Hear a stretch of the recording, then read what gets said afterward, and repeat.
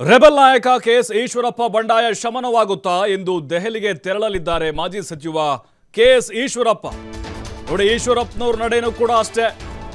ಅವರು ಬಂಡಾಯ ಎದ್ದಿದ್ದಾರೆ, ಆಲ್ರೆಡಿ ಸ್ಪರ್ಧೆಗೆ ತಯಾರಾಗಿದ್ದಾರೆ. ಆ ಬ್ರಹ್ಮ ಬಂದ್ರು ಹಿಂದೆ ಸರಿಲ್ಲ ಅಂತ ಹೇಳಿದ್ರು. ಇವತ್ತು ಗೊತ್ತಿಲ್ಲ ಏನಾಗುತ್ತೋ ಅಂತ. ದೆಹಲಿಗೆ ತೆರಳುತ್ತಾರೆ ಈಶ್ವರಪ್ಪ. ಬುಲಾವ್ ನೀಡಿದ್ದಾರೆ ಬಿಜೆಪಿಯ ವರಿಷ್ಠ ಅಮಿತ್ ಶಾ. ನಿನ್ನೆ ಈಶ್ವರಪ್ಪ ಕರೆ ಮಾಡಿ ದೆಹಲಿಗೆ ಬರಬೇಕು ಅಂತ ತಿಳಿಸಿದ್ರು. ಹೀಗಾಗಿ ಬಿಜೆಪಿ ಬಂಡಾಯ ಅಭ್ಯರ್ಥಿ ಭವಿಷ್ಯ ಹಿಂದೆ ನಿರ್ಧಾರ ಆಗುತ್ತಾ? ಶಿವಮೊಗ್ಗದಿಂದ ಮಧ್ಯಾಹ್ನ 1 ಗಂಟೆಗೆ ತೆರಳುತ್ತಾರೆ ಕೆಎಸ್ ಈಶ್ವರಪ್ಪ. ಇಂದು ರಾತ್ರಿ 8 ಗಂಟೆಗೆ ಅಮಿತ್ ಶಾ ಜೊತೆ ಈಶ್ವರಪ್ಪನವರು ಮೀಟಿಂಗ್ ಮಾಡ್ತಾರೆ. ಯಾಕಂದ್ರೆ ನಾಳೆ ನಾಮಪತ್ರವನ್ನು ಸಲ್ಲಿಕೆ ಮಾಡ್ತೀವಿ ಅಂತ ಹೇಳಿದ್ರು ಅವರು 4ನೇ ತಾರೀಕು. ಬಟ್ ಈಗ ಈಶ್ವರಪ್ಪನವರ ಮನವೊಲಿಸುವಂಥ ಪ್ರಯತ್ನಗಳು ಹೇಗಾಗುತ್ತೆ? ಅವರು ಬಂಡಾಯ ಅಭ್ಯರ್ಥಿಗೆ ಕಣಕ್ಕಿಳಿದ್ರೆ ಏನು ಎಫೆಕ್ಟ್ ಆಗುತ್ತೆ? ಅವರು ಕಣದಿಂದ ಹಿಂದೆ ಸರಿದ್ರೆ ಏನು ಲಾಭ ಆಗುತ್ತೆ ರಾಘವೇಂದ್ರಗೆ? ಇದೆಲ್ಲವನ್ನು ಕೂಡ ಲೆಕ್ಕಾಚಾರವನ್ನು ಹಾಕಬೇಕು. ಅಮಿತ್ ಶಾ ಮುಂದೆ ಇದು ಟಾಸ್ಕ್ ಇದೆ. ಯಾಕಂದರೆ ಪಕ್ಷದ ಒಬ್ಬ ಹಿರಿಯ ನಾಯಕ, ಸಂಘಟನೆ ಅವ್ರದೇ ಆದಂಥ ಶಕ್ತಿ ವರ್ಚಸ್ಸು ಆ ಭಾಗದಲ್ಲಿ ಅವ್ರ ಭಾಗದಲ್ಲಿ. ಬಟ್ ಈಗ ಕಡೆಗಣಿಸೋದು ಬೇಡ. ಲಾಸ್ಟ್ ಟೈಮ್ ಎಲೆಕ್ಷನ್ನಲ್ಲೂ ಕೂಡ ಅವ್ರಿಗೆ ಟಿಕೆಟ್ ಕೊಡಲಿಲ್ಲ. ಚನ್ನಬಸಪ್ಪ ಕೊಟ್ಟರು, ಅವ್ರ ಮಗನ ಕೇಳಿದ್ರು, ಅವಾಗ ಕೊಡಲಿಲ್ಲ. ಈಗ ಹಾವೇರಿ ಕೇಳಿದ್ರು, ಹಾವೇರಿನೂ ಕೊಡಲಿಲ್ಲ. ಯಡಿಯೂರಪ್ಪ ಆ್ಯಂಡ್ ಫ್ಯಾಮಿಲಿ ವಿರುದ್ಧ ನಿರಂತರವಾಗಿ ವಾಗ್ದಾಳಿ ನಡೆಸ್ತಾ ಇದ್ದಾರೆ ಈಶ್ವರಪ್ಪನವರು. ಕುಟುಂಬ ರಾಜಕಾರಣದ ವಿರುದ್ಧ ಅವರ ಸಮರ, ಪಕ್ಷದ ವಿರುದ್ಧ ಅಲ್ಲ ಅಂತ ಅವರೇ ಹೇಳಿದ್ದಾರೆ. ಅಮಿತ್ ಶಾ ಅವರು ಕರೆ ಮಾಡಿದ್ದಾರೆ ಅಂತಂದರೆ ಸಹಜವಾಗಿ ಗೌರವಯುತವಾಗಿ ಹೋಗಲೇಬೇಕಾಗತ್ತೆ. ಅದು ಎಂಥವರಾದರೂ ಕೂಡ ಅಷ್ಟೇ. ಈಗ ನೋಡಿ, ನಾನು ಪಕ್ಷನಿಷ್ಠ, ನಾನು ಸಂಘನಿಷ್ಠ ಅಂತ ತೋರಿಸ್ಕೊಡೋದಕ್ಕೆ ಅವರು ದೆಹಲಿಗೆ ಹೋಗ್ತಿದ್ದಾರೆ. ಅವರೇನಾದರೂ ಸ್ಪರ್ಧೆಯಿಂದ ಹಿಂದೆ ಸರಿಯುವಂಥ ನಿರ್ಧಾರ ಮಾಡಿದರೆ ಖಂಡಿತ ಹೋಗ್ತಾ ಇರಲಿಲ್ವೇನೋ.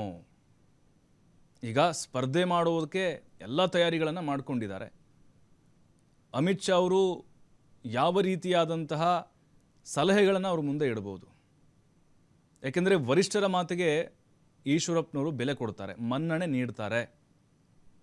ಈಗ ಅವ್ರ ಮಗನಿಗೆ ಕಾಂತೇಶ್ ಅವ್ರಿಗೆ MLC ಸ್ಥಾನ ಕೊಡ್ತೀವಿ ಅಂತ ಹೇಳಿದರು ಯಡಿಯೂರಪ್ಪನವರು. ಹೈಕಮಾಂಡ್ ಕೂಡ ಅದರ ಬಗ್ಗೆ ಚರ್ಚೆ ಮಾಡುತ್ತೆ ಅಂತ. ಈಗ ಹಳೆ ಮುನಿಸೆಲ್ಲ ಮರೆತು ಮತ್ತೆ ಒಂದಾಗ್ತಾರ ದೋಸ್ತಿಗಳು.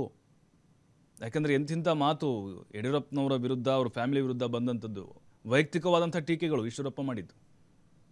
ಹಾಗಾಗಿನೇ ಈಗ ಬಂಡಾಯ ಶಮನ ಆಗುವಂಥ ಸಾಧ್ಯತೆಗಳು ಹೆಚ್ಚಾಗಿರಬಹುದು. ಯಾಕಂದರೆ ಈಶ್ವರಪ್ಪನವರು ಅಮಿತ್ ಶಾ ಅವ್ರ ಮಾತನ್ನು ಕೇಳ್ತಾರೆ, ಮೋದಿಯವ್ರ ಮಾತನ್ನು ಕೇಳ್ತಾರೆ. ಬೇಡಿಕೆ ಈಡೇರದಿದ್ರೆ ನಿಲುವು ಬದಲಿಸಲ್ವಾ ಕೆಎಸ್ ಈಶ್ವರಪ್ಪ? ಪ್ರಮುಖ ಬೇಡಿಕೆ ಇಟ್ಟು ಇಕ್ಕಟ್ಟಿಗೆ ಸಿಲುಕಿದ್ದಾರೆ ಮಾಜಿ ಸಚಿವ. ಬಿಜೆಪಿ ರಾಜ್ಯಾಧ್ಯಕ್ಷರ ಬದಲಾವಣೆಗೆ ಪಟ್ಟು ಹಿಡಿದಿದ್ದಾರೆ. ಅಂದರೆ ಅಲ್ಲಿ ವಿಜೇಂದ್ರ ಅವ್ರನ್ನ ಬದಲಾವಣೆ ಮಾಡಬೇಕು ಅಂತ ದೆಹಲಿಯ ಸಭೆಯಲ್ಲೂ ಶಾ ಮುಂದೆ ಅದೇ ವಾದವನ್ನು ಮಂಡಿಸ್ತಾರೆ ಕೆಎಸ್ಸಿ. ಈಗಾಗಲೇ BSY ಕುಟುಂಬದ ವಿರುದ್ಧ ಈಶ್ವರಪ್ಪ ವಾಗ್ದಾಳಿಯನ್ನ ನಡೆಸಿದ್ದಾರೆ. ಯಾವುದೇ ಕಾರಣಕ್ಕೂ ಸ್ಪರ್ಧೆಯಿಂದ ಹಿಂದೆ ಸರಿಯಲ್ಲ ಅಂತ ಈಗಾಗಲೇ ಸ್ಪಷ್ಟಪಡಿಸಿದ್ದಾರೆ. ಹೀಗಾಗಿ ಭಾರಿ ಕುತೂಹಲ ಕೆರಳಿಸಿದೆ ಕೆಎಸ್ ಈಶ್ವರಪ್ಪ ನಡೆ. ನೋಡಿ, ಈಗ ಪ್ರಮುಖ ಬೇಡಿಕೆ ಇಟ್ಟು ಇಕ್ಕಟ್ಟಿಗೆ ಸಿಲುಕಿಸಿದ್ದಾರೆ. ಅಂದರೆ ಹೈಕಮಾಂಡನ್ನೇ ಇಕ್ಕಟ್ಟಿಗೆ ಸಿಲುಕಿಸಿದ್ದಾರೆ ಮಾಜಿ ಸಚಿವ ಈಶ್ವರಪ್ಪ. ಅವ್ರಿಗೆ ಒಂದು ರೀತಿ ತೊಳಲಾಟ ಇದೆ. ಈಗ ಈ ಬೇಡಿಕೆಯನ್ನು ಈಡೇರಿಸದೇ ಇದ್ರೆ ಈಶ್ವರಪ್ಪನವರು ಬಂಡಾಯವಾಗಿ ಸ್ಪರ್ಧೆ ಮಾಡ್ತಾರೆ. ಅದು ಪಕ್ಷದ ಮೇಲೆ ಪರಿಣಾಮ, ಅಭ್ಯರ್ಥಿ ಮೇಲೆ ಕೂಡ ಪರಿಣಾಮ ಬೀರೋ ಸಾಧ್ಯತೆಗಳಿದ್ದಾವೆ. ಮತ್ತು ಸಂದೇಶ ಬೇರೆ ಹೋಗುತ್ತೆ. ಹೈಕಮಾಂಡ್ ಈಶ್ವರಪ್ಪನವ್ರನ್ನ ಮೂಲೆ ಗುಂಪು ಮಾಡ್ತು, ಮತ್ತೊಬ್ಬ ನಾಯಕನ ಸೈಡ್ಲೈನ್ ಮಾಡ್ತು ಅಂತ. ಅದರಿಂದ ಬಚಾವಾಗಬೇಕಲ್ಲ ಈಗ. ಹಾಗಾಗಿ ಈಗೇನು ಮಾಡ್ತಾರೆ ಹೈಕಮಾಂಡ್ ನಾಯಕರು? ಯಾವ ರೀತಿ ಅವ್ರನ್ನ ಮನವೊಲಿಸ್ತಾರೆ?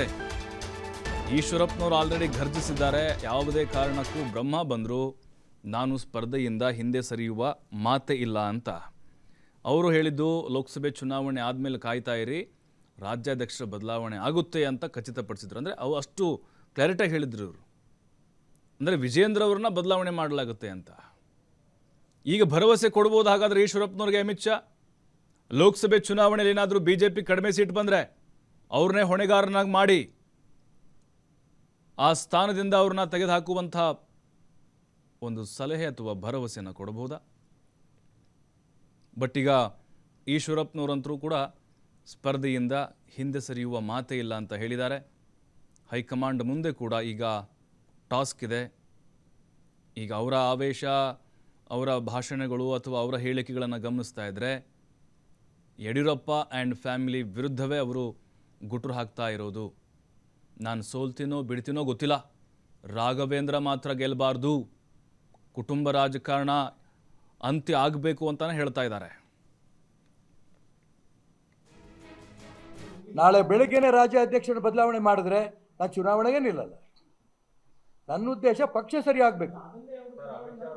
ಚುನಾವಣೆ ಮಂತ್ರ ಮಾಡ್ತೀನಿ ಅಂತಂದರೆ ನಾನು ಚುನಾವಣೆ ನಂತರ ನಾನು ನಿಲ್ತೊಳ್ಳಿ ಬರ್ತೀನಿ, ಯೋಚನೆ ಮಾಡ್ತೀನಿ. ಈ ಚುನಾವಣೆ ನಿಲ್ಲೋನೆ, ಚುನಾವಣೆ ನಂತರ ತಗೊಂಡು ಏನು ಮಾಡಲಿ, ಹಾಳಾಗೋದ್ಮೇಲೆ ಪೂರ ಯಾವುದೊಂದು ರಿಪೇರಿ ಮಾಡ್ತಾ ಹೋಗಲಿ. ನಾನು ಒಂದೇ ಕುಟುಂಬದಲ್ಲಿ BJP ಕೇಂದ್ರ ಚುನಾವಣಾ ಸಮಿತಿಯಲ್ಲಿ ಯಡಿಯೂರಪ್ಪನವರೇ, ಅದೇ ಕುಟುಂಬದ ಒಬ್ಬ MP ರಾಘವೇಂದ್ರ ಅವರು MP ಆಗಿದ್ದಾರೆ, ಅದೇ ಕುಟುಂಬದ ಇನ್ನೊಬ್ಬರು MLA ಆಗಿದ್ದಾರೆ ವಿಜೇಂದ್ರ.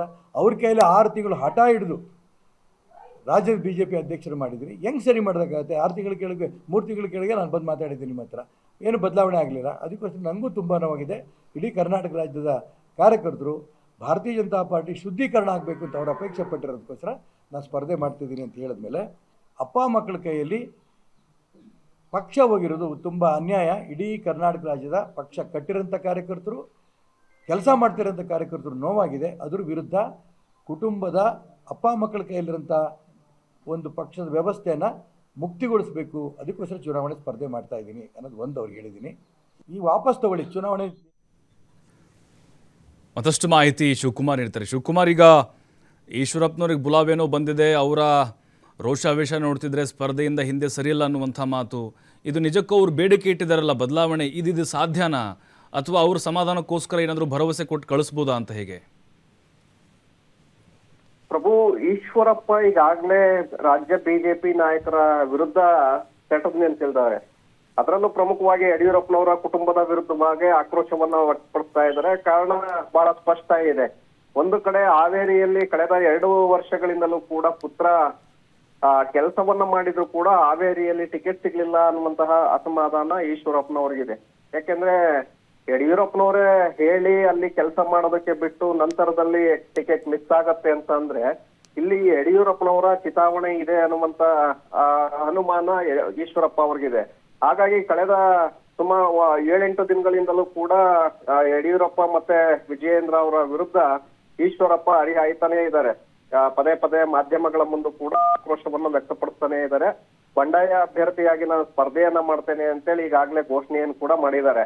ಈಗ ಈಶ್ವರಪ್ಪ ಅವರ ಅಸಮಾಧಾನವನ್ನ ಶಮನ ಮಾಡ್ಬೇಕು. ಇಲ್ಲದೆ ಹೋದ್ರೆ ಶಿವಮೊಗ್ಗದಲ್ಲಿ BY ರಾಘವೇಂದ್ರ ಅವರ ಗೆಲುವಿಗೆ ಅಡ್ಡಿ ಆಗತ್ತೆ. ಯಾಕಂದ್ರೆ ಈಶ್ವರಪ್ಪ ಬಂಡಾಯ ಅಭ್ಯರ್ಥಿಯಾಗಿ ಸ್ಪರ್ಧಿಸಿದ್ದೇ ಆದ್ರೆ ಅಲ್ಲಿ ಬಿಜೆಪಿಯ ಮತಗಳು ಡೈವರ್ಟ್ ಆಗತ್ತೆ. ಅದರ ಹಿನ್ನೆಲೆಯಲ್ಲಿ ವಿಜಯೇಂದ್ರ ಅವರಿಗೆ ಸೋಲು ಹೆಚ್ಚಾಗಬಹುದು, ಸೋಲಿನ ಭೀತಿ ಹೆಚ್ಚಾಗಬಹುದು.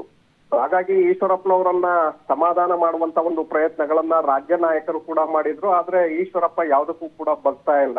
ಹಾಗಾಗಿ ಹೈಕಮಾಂಡ್ ಈಗ ಅವರಿಗೆ ಬುಲಾವನ್ನ ಕೊಟ್ಟಿದೆ. ಹೈಕಮಾಂಡ್ ಯಾವ ರೀತಿಯಾಗಿ ಅವರನ್ನ ಸಮಾಧಾನ ಮಾಡುತ್ತೆ ಅನ್ನುವಂಥದ್ದನ್ನು ನೋಡ್ಬೇಕಾಗತ್ತೆ. ನೀವ್ ಹೇಳ್ದಾಗೆ ಈಶ್ವರಪ್ಪ ಅವರು ರಾಜ್ಯಾಧ್ಯಕ್ಷರ ಬದಲಾವಣೆ ಮಾಡ್ಬೇಕು ಅನ್ನುವಂತ ಬೇಡಿಕೆಯನ್ನ ಇಟ್ಟಿದ್ದಾರೆ. ಅಂದ್ರೆ ವಿಜಯೇಂದ್ರ ಅವರನ್ನ ಬದಲಾವಣೆ ಮಾಡ್ಬೇಕು, ಆಗ ನಾನು ಒಪ್ಕೊಳ್ತೇನೆ ಅಂತ ಹೇಳಿ. ಆದ್ರೆ ಈಶ್ವರಪ್ಪನವರನ್ನ ದೆಹಲಿಗೆ ಕರೆಸ್ಕೊಂಡ್ರು ಕೂಡ ಅವರ ಜೊತೆ ವಿಜಯೇಂದ್ರ ಅವರನ್ನ ಬದಲಾವಣೆ ಮಾಡುವಂತಹ ಯಾವುದೇ ಸನ್ನಿವೇಶ ಸದ್ಯಕ್ಕೆ ಇಲ್ಲ. ಯಾಕೆಂದ್ರೆ ಇತ್ತೀಚೆಗಷ್ಟೇ ಅವರನ್ನ ರಾಜ್ಯಾಧ್ಯಕ್ಷರನ್ನಾಗಿ ನೇಮಕ ಮಾಡಿರೋದ್ರಿಂದ ಸಹಜವಾಗಿ ಕೆಳಗಿಳಿಸೋದಕ್ಕೆ ಬರೋದಿಲ್ಲ. ಮತ್ತೆ ಈಶ್ವರಪ್ಪ ಒಬ್ರು ಹೇಳಿದ್ರು ಅಂತೇಳಿ ಅವರನ್ನ ರಾಜ್ಯಾಧ್ಯಕ್ಷರನ್ನ ಬದಲಾವಣೆ ಮಾಡೋದು ಕಷ್ಟ ಈ ಚುನಾವಣೆ ಸಂದರ್ಭದಲ್ಲಿ.